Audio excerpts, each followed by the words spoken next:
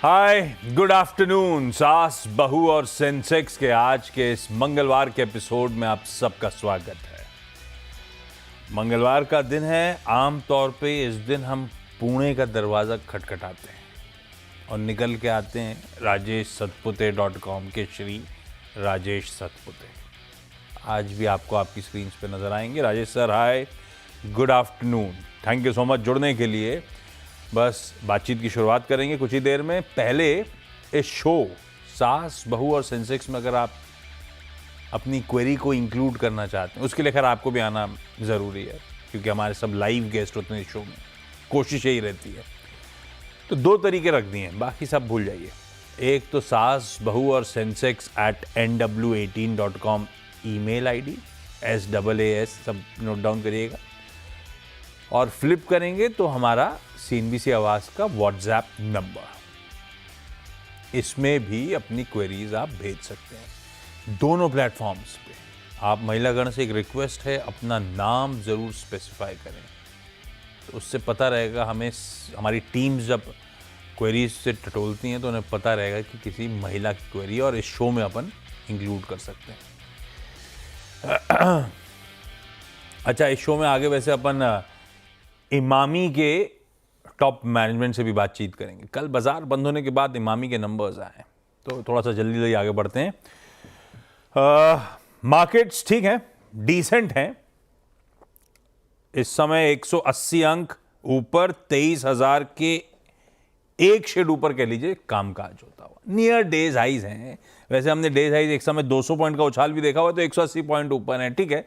Near days highs कामकाज होता हुआ। शुरुआत में लड़खड़ाए थे अच्छे क्यूज के दम पर। उसको मैं अच्छे ग्लोबल क्यूज भी कहूंगा और अच्छे डोमेस्टिक क्यूज भी कहूंगा। ग्लोबली क्योंकि जो पेन नजर आ रहा था, उससे जो हम पेन डाइजेस्ट करके गए थे कल, उससे कम पेन था यूएस में। तो यूएस का जो तगड़ा स्क्रीन पे दबाव था, हम ऑलरेडी पचा के गए हुए थे, उससे ज्यादा पचा के गए हुए थे। तो ग्लोब अच्छा हो गया अपने लिए। और उसमें भी वो जो टैरिफ लगाई थी ट्रम्प साहब ने, वो भी वापस ले ली थी। तो खानी अच्छी थी ग्लोब की।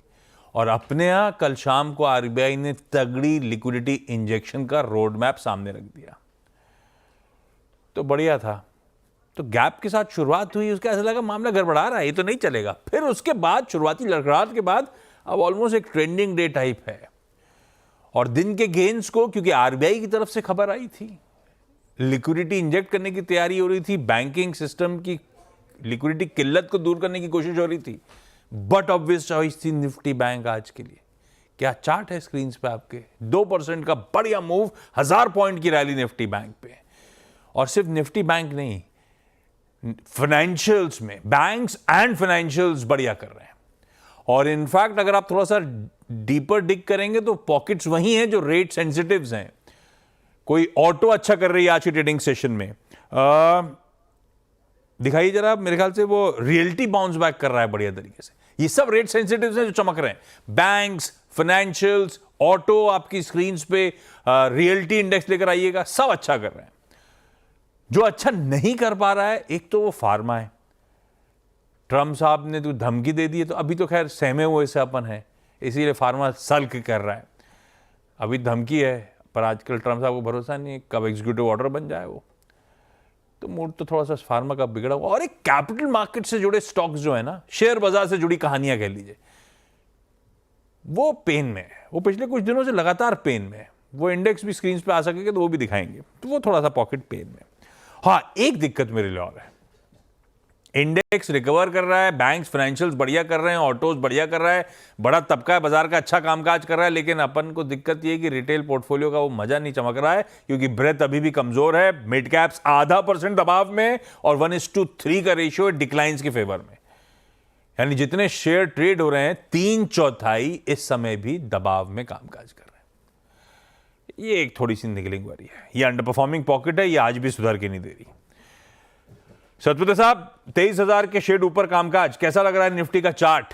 आज रिलीफ तो है स्क्रीन पे। Good afternoon Ashish ji and good afternoon everyone. Ashish ji देखिए, मुझे मुझे लगता है इन पर्टिकुलरली ये वोलेटिलिटी, ये चॉपीनेस रहेगा। अगर लेवल टू लेवल बात करें, आज थोड़ा शॉर्ट रखता हूं मैं। 22,800 का सपोर्ट रहेगा सामने, 23,180, 23,180 ये इसका आज का पहला रेजिस्टेंस होगा। आशीष जी, अगर ये 23,180 के ऊपर चला जाता है निफ्टी स्पॉट, देन 23,400 तक की जगह बनेगी। लेकिन आशीष जी, मुझे आज लगता है निफ्टी से ज्यादा one notch better bank Nifty है। इसका टारगेट बनेगा करीबन करीबन 49,400, 49,500। और जो ये आप कह सकते हैं कि 49,000 है स्पॉट में, वो थोड़ा सा मैग्नेटिक लेवल होगा, 100 पॉइंट इधर उधर होगा। तो जो भी डिप मिले उसमें बैंक निफ्टी पे नजर रखें। आज सुबह अपने टॉप कॉल्स में सतपुते साहब ने एक्सिस बैंक मेंशन करा था। तेजी का कॉल था। 980 से 990 के टारगेट्स थे। इस समय प्रिसाइसली हमारा इवेंचुअल 990 का टारगेट अचीव होता हुआ 992 पे डेज हाइस पे अब एक्सिस बैंक ट्रेड करता हुआ बढ़िया रहा। स्क्रीन पे बढ़िया तेजी, गैप के बावजूद स्क्रीन पे बढ़िया तेजी बनी और 5% के आसपास का उछाल इस समय एक्सिस बैंक में। बढ़िया रहा सत्य साहब वो ट्रेड आपका, थैंक यू उसके लिए। तैयारी कर लीजिए दोपहर के एक बढ़िया ट्रेड के लिए। एसबीएस स्टॉक पिक के लिए आऊंगा आपके पास अगर समय रहा, पर आप तैयार रहना। इस बीच इमामी का मैनेजमेंट एनएच भंसाली सर, जो सीईओ फाइनेंस स्ट्रैटेजी और बिजनेस डेवलपमेंट और साथ साथ सीएफओ भी हैं इमामी लिमिटेड के। Bhansali sir, welcome on the show. कल रात में जब नंबर्स, शाम को जब नंबर्स देख रहा था, देख के अच्छा लग रहे थे नंबर्स, क्योंकि हम लोग नंबर स्क्रीन पर आएंगे आप लोगों के। हम लोग बात कर रहे थे डिमांड एनवायरनमेंट चैलेंजिंग है, कंज्यूमर सेंटिमेंट्स बिगड़े हुए हैं। उस लिहाज से इमामी का परफॉर्मेंस डिसेंट था, बढ़िया था। वॉल्यूम्स में 6% का डोमेस्टिक वॉल्यूम्स में उछाल, डोमेस्टिक सेल्स बढ़िया। आपके केस में कंज्यूमर सेंटिमेंट, डिमांड एनवायरनमेंट किस तरह से पैन आउट हो रही है? क्योंकि बटा हुआ था अब तक जो मैनेजमेंट से बातचीत हो रही थी कि अर्बन गड़बड़ा रहा है, रूरल फिर भी थोड़ा बहुत बेहतर कर रहा है। आप कैसे देख रहे हो डिमांड सिनेरियो को? और इमामी के केस में अर्बन और रूरल का अगर मिक्स अंदाजन क्या बैठता है भंसाली सर? सही है। अर्बन और रूरल इज डूइंग गुड और अर्बन में थोड़ा स्ट्रेस है अभी भी। लेकिन ओवरऑल हमारे देखें तो स्किन केयर प्रोडक्ट्स ने अच्छा किया है, हेल्थ केयर प्रोडक्ट्स ने भी अच्छा किया है। तो इस क्वार्टर में इसीलिए जो हमारे जो कोर बिजनेस है डोमेस्टिक बिजनेस का, उसमें 9% का ग्रोथ है and which is led by 6% volume growth overall. और ये लगता है ये ट्रेजेक्टरी थोड़ा अच्छा रहेगा going forward also, because this was led by summer brands and also the health care products, while other products have also done reasonably well। लेकिन ये दोनों ने अच्छा किया है, परफॉर्म अच्छा किया है and is in line with the expectation. और आप अगर हमारा पुराना भी देखें तो वी वर ऑल्सो टॉकिंग कि हमारा we will be nearer to kind of double digit kind of a growth. So our core business has done, but within this हमारे जो थोड़े जो दूसरे बिजनेस है, जो इंटरनेशनल बिजनेस है, उसमें इस क्वार्टर में थोड़ा सा डिप है। बट डिस्पाइट दिस ओवरऑल हमारा 5% का revenue growth and also EBITDA growth also has been decent and keep, as you rightly said, keeping the challenges in mind, environment overall, it's a good show by us. Good show. उसको बाजार reward भी कर रहा है। बाजार में volatility होगी, लेकिन इमामी सुबह से अच्छे मूव्स दिखाता हुआ आपको नजर। ये तो खैर 3 महीने का, डॉक्टर साहब आज का दिखाइएगा तो मजबूती नजर आएगी। रिलीज कहती है कि डिलेड ऑनसेट ऑफ विंटर, ठंड आने में थोड़ा समय लगा, इसीलिए आपका वो सीजनल पोर्टफोलियो कैटेगरीज थोड़ी सी इंपैक्ट हुई। अच्छा, वहां पे Q3 की शुरुआत में डिले हुआ होगा, पर Q4 में उसका रब ऑफ आएगा क्या? क्योंकि अभी दिल्ली फोन करो तो बोलते हैं अब ठंड उतनी पड़ नहीं रही है, इस बार ठंड में मजा नहीं आया है। तो मतलब वो पोर्टफोलियो लैग ही करेगा क्या इस बार, या ठंड पड़ रही है? मैं गलत एस्टिमेट लेके बैठा हूं। So it is a sword। अब वो विंटर अगर ज्यादा एक्सटेंड करता है तो देन द समर इंपैक्ट कर जाता है, समर डिले हो जाता है फिर तो then there are summer products which has to come, तो वहां डिले हो जाता है। सो ब्रॉडली लेकिन हम लोग को लगता है बाय द फरवरी मार्च तक में समर भी अच्छा आना चाहिए। This year had been a good, monsoon भी अच्छा रहा। तो ओवरऑल जो रूरल साइड के लिए जो जितने भी उनके जो फैक्टर्स है दैट हैज प्लेड वेल। खाली एक हमारे इन्फ्लेशन, जो ओवरऑल इन्फ्लेशन का, थोड़ा सा अनएम्प्लॉयमेंट के डेटा का, वो सब का थोड़ा सा इम्पैक्ट रहा लगता है। But broadly, we feel that the trajectory has to move from the next quarter, from next to next quarter also. We are very optimistic about the growth. Bhansali sir की कमेंट्री सुनिए। अर्बन स्ट्रेस है, inflation के issues हैं, job creation की दिक्कतें हैं। Madam Sitharaman सुन रही होंगी, उम्मीद करता हूँ सैटरडे को जब प्रेजेंट करेंगे यूनियन बजट तो ये सब चीज़ों को, दिक्कतों को एड्रेस करने की कोशिश होगी। ये सब है, मतलब हम ऐसी रिपोर्ट से कह रही थी, मंसाली सर आपको ग्राउंड रियलिटी बता रहे हैं, ये सब दिक्कतें हैं मार्केट प्लेस में इस समय। अच्छा, इसीलिए रियलिटी के बीच में भी we have to sustain, so that's the point. Well sir, margin 70 basis, as a CFO तो अच्छा लग रहा होगा आपको, मार्जिन 70 बेसिस पॉइंट्स बढ़े, ग्रॉस मार्जिन 150 बेसिस पॉइंट्स का इंप्रूवमेंट है। कहां से मदद मिली है ग्रॉस मार्जिन में 150 बेसिस पॉइंट्स का एक्सपेंशन? ये क्या कच्चे माल की लागत रिड्यूस हो रही थी या फिर ये पोर्टफोलियो मिक्स इंप्रूव हो रहा है आप लोग का? हो क्या है इसमें मिक्स के भी मिक्स का इम्पैक्ट है और हमारा जुडिशियस परचेजेस से फर्क पड़ता है। And also there has been some price increase, जो प्राइस इंक्रीज हुआ लेकिन कॉस्ट उतना इंक्रीज नहीं हुआ, because we have done a very judicious purchases, मतलब long term contracts, then taking the right calls at the right time. So all things has proved well. We have done a very detailed cost optimization program and that has done well. So overall gross margins वहां से बढ़े. We have invested behind the brands also. तो brand advertisement promotions आपने देखा होगा, अच्छा बढ़त हुआ है. But despite this, EBITDA margin has also improved. So our EBITDA margins in excess of 30% are probably one of the highest in the industry. नहीं, good show. आपकी कमेंट्री के बाद स्टॉक भी अब 3.5-3.5% मजबूती के साथ ट्रेड कर रहा है। जाते एक आखिरी सवाल, वो फेयर एंड हैंडसम को रीब्रांड करके स्मार्ट एंड हैंडसम बना दिया आप लोगों ने, ऐसा क्यों किया? तो this is in line with overall हम लोग ने अपना जो एक वर्ड को गिराना चाहते थे आप? हाँ, तो लगता है because see it is not only about fairness, it is also about making people inclusive थोड़ा सा हो जाता है। या so it is about the positioning and also some rebranding and relaunching we expect, and also we have done it along with Karthik Aaryan as a brand ambassador. तो वो उनको क्यों चुना? क्योंकि वो स्मार्ट एंड हैंडसम है। हाँ, आप जैसे ही हैं। Bansali sir, thank you so much जुड़ने के लिए। नंबर्स अच्छे थे, कांग्रेचुलेशंस उसके लिए। Thank you. सवाल जवाब के सिलसिले की शुरुआत कर रहा हूं बिना समय वेस्ट करे। मुंबई से चारू गर्ग, बेंगलुरु से सरिता जैन और पुणे से माधवी कपूरे जी स्क्रीन पे। आप सबका स्वागत है। मुंबई चला जाए डॉक्टर साहब पहले, बेंगलुरु जा रहे हैं हम लोग पहले सरिता जैन जी के पास। सरिता मैम, हाय, गुड आफ्टरनून। सरिता मैम, आपकी पहली क्वेरी आज के लिए। हाँ जी, पहली क्वेरी ये है कि रिलायंस इंडस्ट्रीज का क्या होगा? आपके पास है या लेने का मन है सरिता मैम? नहीं, बहुत है। बहुत है? अरे वो तो मतलब प्रॉफिट किस भाव पे है अंदाजन? हाँ जी, किस भाव पे? ये 2900 के आसपास है। ये तो एडजस्टमेंट होगा इसमें। के तो मैंने अभी लिए 80 रुपीज में, 80 है जिसमें से मतलब 40 लिए तो 40 डिवाइड हो गई ना अभी। यस, तो आपका खरीद भाव भी नीचे आ गया उस हिसाब से, एडजस्ट कर लें। पर हाँ ठीक है, रिलायंस इंडस्ट्री थोड़ा सा फीका है, तो इसमें कोई शब्द आ रही है ऐसा है। सतपुत्र साहब, क्या करें? आपने क्यों लिए थे मैम? ये लंबी अवधि के लिए लिए थे या सोचा था गिरा हुआ है ले लेती हूँ, ऊपर आएगा थोड़ी देरों में निकल जाऊंगी, ऐसा सोचा था? सरिता मैम, क्यों लिया था रिलायंस इंडस्ट्रीज?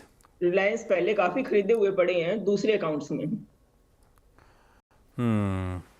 ठीक है, 1 for 1 के बोनस का एडजस्टमेंट करिए तो भाव, खरीद भाव तो नीचे आ जाएगा, लेकिन फिर भी लॉस हो रहे हैं। सतपुत्र साहब, रिलायंस इंडस्ट्रीज कैसा पोजीशन लगता है मीडियम से लॉन्ग टर्म के लिहाज से? आशीष जी, देखिए इसका लॉन्ग टर्म चार्ट अभी भी अच्छा है। ये जो हम जो देख रहे हैं, this is a medium term correction, जो करीबन 1600 के, आप कह सकते हैं 1600 1650 का टॉप बना, वहां से यह करेक्शन शुरू हुआ। और अभी अगर आप इसका वीकली चार्ट देखें तो ये अपने 200 वीक्स मूविंग एवरेज पे खड़ा है, जो करीबन 1210 पे है। 1236 से 1200 1210 ये सपोर्ट है। तो मुझे लगता है कि करंट लेवल से रिलायंस में बाइंग आनी चाहिए।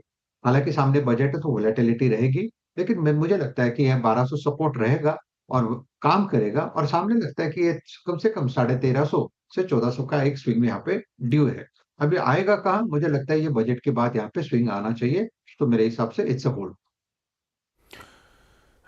क्योंकि रिलायंस की चर्चा हुई तो ध्यान रखिएगा, इस चैनल की ओनरशिप और मैनेजमेंट रिलायंस इंडस्ट्रीज के पास है। तो सरिता मैम, आप और जो सुन रहे हैं सब, प्लीज एक इंडिपेंडेंट फाइनेंशियल एडवाइजर से भी कंसल्ट करिएगा इस प्लेटफॉर्म के अलावा। पुणे से माधवी कपूरे जी। माधवी मैम, हाय, गुड आफ्टरनून। माधवी मैम, क्या करते हो पुणे में आप? सर, मैं डॉक्टर हूँ। अरे वाह, किस चीज के डॉक्टर हो माधवी मैम? सर, मैं होम्योपैथी की डॉक्टर हूँ। होम्योपैथी में ये गुलियन बेयर की इलाज है कि नहीं है अपने पास? सर वो तो इम्यूनिटी बूस्टर का है मेडिसिन। इम्यूनिटी तो बूस्टर आता है उसमें होम्योपैथ में? हाँ सर आता है। सतपुते साहब आप लेने जाओ पुणे में और फिर मुझे भी भिजवाना यार प्लीज। मैं आते टाइम लेके आऊंगा। हाँ हाँ, बजट के लिए आ रहा हो सतपुते साहब, तो सब बजट लेके में प्लीज आऊंगा। मैम से लेके आप मेरे लिए भी लेके आना। माधवी मैम, पहला सवाल कौन सा? सर मेरे दो सवाल है। एक तो मेरे पास आईओसी के कुछ शेयर्स हैं जो मैंने किस 147 के लिए लिया था। आईओसी है ना? जी जी। ओके 147 की बाइंग है मेरी। तो मैं बहुत अच्छे खासे लॉस में हूँ उसके। 500 तो कुछ है मेरे पास है। और दूसरा क्वेश्चन है मेरा नेस्ले के लिए। नेस्ले के भी सर मेरे पास 2236 के शेयर्स है। प्राइस है उसका और शेयर से कुछ 100 मेरे पास। आईओसी कितना टाइम होगा लिए हुए? तो आईओसी के लिए हो गया ऑलमोस्ट ईयर समथिंग। नहीं मैं इसलिए पूछा ईयर समथिंग, मतलब आ गया होगा 10-20 रुपए का डिविडेंड तो इस बीच आ ही गया होगा आपके पास। तो डिविडेंड तो आईओसी ने बहुत कुछ बुरा नहीं किया है, डिविडेंड डोल आउट दे दिए हैं, थोड़ा बहुत कैपिटल अपना कॉन्ट्रैक्ट हुआ होगा वैल्यू, अदरवाइज डिविडेंड डोल आउट के हिसाब से तो ठीक ही चल रहा है आईओसी। सतपुते साहब ऐसे टफ मार्केट में आईओसी बुरा नहीं है, इसको मैं डिविडेंड एडजस्ट कर लूं तो। खैर मेरी खरीद भाव से 23 रुपए नीचे चल रहा है स्टॉक, क्या करूं? आशीष जी, मुझे लगता है कि थोड़ा सा इसका वर्डिक्ट भी रिलायंस जैसा ही होगा, क्योंकि हमने जो करेक्शन देखा है आईओसी में वो करीबन 200 के लेवल से देखा, और 200 के लेवल से ये गिरते गिरते अपने 200 विक्स मूविंग एवरेज पे आके आके बैठा है। अगर आप 200 विक्स मूविंग एवरेज की बात करें तो ये 116 के आसपास है, करंटली इट इज एट 124। तो आईओसी मुझे लगता है कि अपने कहीं ना कहीं अपने इंपॉर्टेंट लेवल के आसपास आ गया है, तो यहाँ से एक रिवर्सल आना चाहिए जिसका टारगेट 145 टू 150 का है। तो आईओसी मेरे हिसाब से अगर थोड़ा डिप मिले तो ऐड भी कर सकते हैं। स्टॉप लॉस होगा 110 का। टिप्स में बल्कि ऐड करने के मौके ढूंढिएगा 110 के एसएल के साथ, गिरावट आए तो और भरिए, ये उस तरह का स्टॉक है। चारू मैम जुड़ गई हैं मुंबई से। चारू मैम आपका पहला सवाल। नमस्कार Rajesh ji and everyone here. Rajesh ji मुझे आपकी एडवाइस चाहिए। इसमें पूना वाला में 448 शेयर्स हैं मेरे पास, इसके 467 की खरीद पे। तो इसका मैं क्या करूं? अभी ड्रास्टिकली फॉल हुआ है ये, और उस टाइम पर लीड्स थी कि नहीं खरीदने इस टाइम पे इस रेट पे, मगर उसके बाद से लगातार continuously it is falling down. तो आप इसका बताइएगा जरा। पुणे वाले राजेश जी, पुणे वाला के बारे में बताइए। देखिए, अगर आप पूनावाला फिनकॉप की बात करें तो ये जो इसमें एक वोलेटिलिटी आई थी, मैं वोलेटिलिटी का डेट भी कह सकता हूँ, दैट इज ऑन 25 रिजल्ट आए थे, 25 ऑफ अक्टूबर। सब रिजल्ट आए थे राजेश सर, एकदम से गिरा था हाँ, तगड़ा। जी जी जी, मैं था उस शो पे और हमने देखा था 360 से गिरा था, वन वे फॉल था, और कम से कम आप कह सकते हैं 280 तक गिरा था, और दूसरे दिन पूरा का पूरा रिकवर हुआ। तो आप कह सकते हैं कि इतनी वोलेटिलिटी जब होती है काउंटर में तो थोड़ा सा आपको भी सतर्क रहना चाहिए ऐसे काउंटर से। दूसरी चीज, अगर आप लेवल टू लेवल की बात करें तो शॉर्ट टर्म के लिए मुझे लगता है ये 300 का सपोर्ट यहाँ पे काम हो रहा है। अगर आप देखें पिछले 2 महीने से ये 300 के नीचे नहीं जा रहा है, बशर्ते आपको एक स्टॉप लॉस रखना पड़ेगा। आप 290 का स्टॉप लॉस रखें और होल्ड करें। अगर हम जो 300 का सपोर्ट देख रहे हैं वो अगर सक्सेसफुली डिफेंड होता है तो यहाँ से एक रैली मिलनी चाहिए कम से कम 360 380 तक। तो फॉर मी ये लेवल एग्जिट का नहीं होगा, तो आप फिलहाल स्टॉप लॉस के साथ बने रहे। स्टॉप लॉस होगा 290 का। रैपिड फायर कर रहा हूं क्योंकि आप लोग जुड़े हो और मेरे पास समय नहीं है। माधवी मैम अगला सवाल। सर नेस्ले का शेयर है। हाँ आपने बताया था 2279 पे। जी। राजेश सर क्या करा जाए, नेस्ले कैसा है चार्ट्स पे? नेस्ले होल्ड होगा, 2100 का सपोर्ट है, और स्टॉप लॉस होगा आपका करीबन 2000 का। सामने एक रिलीफ रैली मिलनी चाहिए 2400 तक। 2000 के स्टॉप लॉस के साथ होल्ड करिए। सरिता मैम अगला सवाल आरआईएल के बाद। एक तो ये है the script P is greater than 50 for previous 4 trailing quarters. इसका मतलब थोड़ा समझा दीजिए। हैं? फिर से बोलिए। The script P is PE, price earning, या price earning is greater than 50 for previous 4 trailing quarters. तो ये जब पॉपअप आती है पिछले 4 तिमाहियों से इस स्टॉक का पीई जो है, प्राइस टू अर्निंग मल्टीपल जो है 50 टाइम्स के ऊपर, ये कहना चाहती है वो लाइन। लेकिन ये क्यों टटोल रही हो आप? चाहिए ऐसे में मैं मना कर देती हूँ, फिर नो पे क्लिक कर देती हूँ। मतलब महंगा है इसलिए नो पे क्लिक कर देते हो? हाँ जी। हाँ, डिपेंड करता है कौन सी इंडस्ट्री की बात कर रहे हो। कुछ इंडस्ट्रीज ऐसी हैं जिनमें आजकल इस भाव में तो कुछ मिलता ही नहीं है, सब सारा इंडस्ट्री पी ऊपर चला गया है कैपिटल मार्केट्स के स्टॉक्स का। सेक्टर स्पेसिफिक देखना पड़ेगा, लेकिन ठीक है। लोग सॉर्ट आउट करने के अलग तरीके इस्तेमाल करते हैं, आपने ये क्राइटेरिया रखा हुआ है, आपकी मर्जी। चारू मैम, अगला सवाल क्विकली। सर ये मेरा पूना वाला फाइनेंस का नहीं था, पिनकॉर्प वाला, क्या? वो फार्मा वाला था, पूना वाला। पहले क्वेश्चन के लिए मैंने ये करेक्शन। पिरामल फार्मा तो नहीं है, पूना वाला फार्मा कौन सा आ गया? ये फाइनेंस वाला नहीं है, पूना वाला दूसरा है। मंजे का है? ये फाइनेंस वाला नहीं है, फिनकॉर्प वाला। हाँ हाँ हाँ, वही फिनकॉर्प के जवाब दिया सतपुते साहब ने। वो नहीं है। वो नहीं है तो पिरामल फाइनेंस तो नहीं है। नो सर, पूना वाला, ओनली पूना वाला। मैडम एक ही लिस्टेड है, पूना वाला फिनकॉर्प। सतपुते साहब कुछ है और दूसरा भी है क्या? विदाउट नहीं फिन। ना, आपके पास मैडम, आपके पास अगर कोड है तो प्लीज शेयर करिए, बीएससी का या एनएससी का कुछ है तो। नहीं, अभी मेरे पास टाइम नहीं है आप लोग के आपस के अच्छा, चैट चलिए का। सर, फिर वो मैं शो समेट रहा हूं। आप सबका जुड़ने के लिए धन्यवाद भाई साहब। अगर प्रोड्यूसर साहब मेरे पे चढ़ जाएंगे, चारू जी, सरिता जी, माधवी जी धन्यवाद, सतपुते साहब आपका भी धन्यवाद भाई जुड़ने के लिए। ब्रेक ले रहा हूं, ब्रेक के उस पर एक क्विक मार्केट चेक बाद आपका स्वागत है। अपनी अगली मुलाकात कब होगी उसके लिए लौट के आया हूं 1:27 पे नो योर कंपनी पे। आज का एक एक्सीडेंट, केन्स टेक्नोलॉजीज। एक समय तगड़ा प्रेशर था, अभी भी 12% का दबाव है। नतीजों में जो स्लो डाउन ग्रोथ में आया है उसको लेकर स्ट्रीट कंसर्न है। ऐसे में होल टाइम डायरेक्टर और सीएफओ जयराम संपत साहब से अपन लोग डिटेल में करेंगे चर्चा। 1:27 पे जुड़िए केवाईसी में। नमस्कार।